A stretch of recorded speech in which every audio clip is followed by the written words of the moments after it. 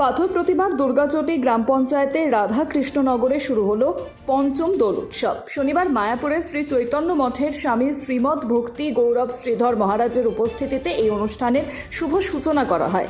জানা গিয়েছে 1951 সালে এই এলাকা প্রায় জঙ্গলে ভরা ছিল, জনবসতিও খুব কম ছিল। তৎকালীন সময় এই গ্রামে দোল উৎসবের কোনো প্রচলন ছিল না, তাই গ্রামের কিছু গুণীজন বসন্ত ঋতুতে এই উৎসবের শুভারম্ভ করেছিলেন। তারা কিছুটা দূরের একটি হরিমন্দির থেকে এক মুঠো মাটি নিয়ে এসে এই এলাকায় মাটির হরিমঞ্চ নির্মাণ করেছিলেন। সেখানেই দোল পূর্ণিমার 4 দিন পর অর্থাৎ 5 দিনের মাথায় গ্রামবাসীদের সহযোগিতায় শুরু হয়েছিল পঞ্চম দোল উৎসব। তারপর থেকে মহা সমারোহে এই উৎসব আজও উদযাপন করা হয়, তবে এখন স্থায়ী নাটমন্দির নির্মাণ করা হয়েছে। এছাড়াও অতিথি নিবাস ও মহাপ্রভু শ্রী চৈতন্যদেবের মূর্তি স্থাপন করা হয়েছে। প্রতি বছর দোল পূর্ণিমার 4 দিন পর 5 দিনের মাথায় ওই মন্দিরে এই উৎসবের আয়োজন করা হয়। কয়েক হাজার ভক্ত এই উৎসবের আনন্দে মেতে ওঠেন। উৎসবের দিন বিভিন্ন এলাকা থেকে প্রচুর মানুষ এসে এই মন্দিরে মানত করেন এবং পুজো দেন। তাদের বিশ্বাস এই মন্দিরের মহাপ্রভু খুবই জাগ্রত।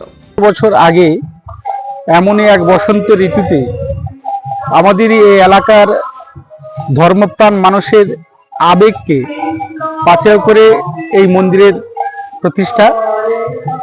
তখনকার যারা সমাজপতি বা সমাজের একটু এগিয়ে থাকা মানুষজন ছিলেন, তাদেরই প্রচেষ্টায় বা তাদেরই চিন্তা ভাবনায় এই মন্দিরের উৎপত্তি হয়। এতদিন যাবৎ তাদেরই পথকে পাথেয় করে আমরা এগিয়ে এসেছি। আজ 75 বছর প্রতি উদযাপন করছি। এই 75 বছর উদযাপনে আমাদের বিভিন্ন ধর্মীয় অনুষ্ঠানের সঙ্গে সঙ্গে সাংস্কৃতিক জগতের কিছু প্রেক্ষাপট, খেলাধুলো, ব্লাড ডোনেশন ক্যাম্প এবং লোকশিক্ষা ধারক নিয়ে যাত্রাপালা অনুষ্ঠিত হবে। সঙ্গে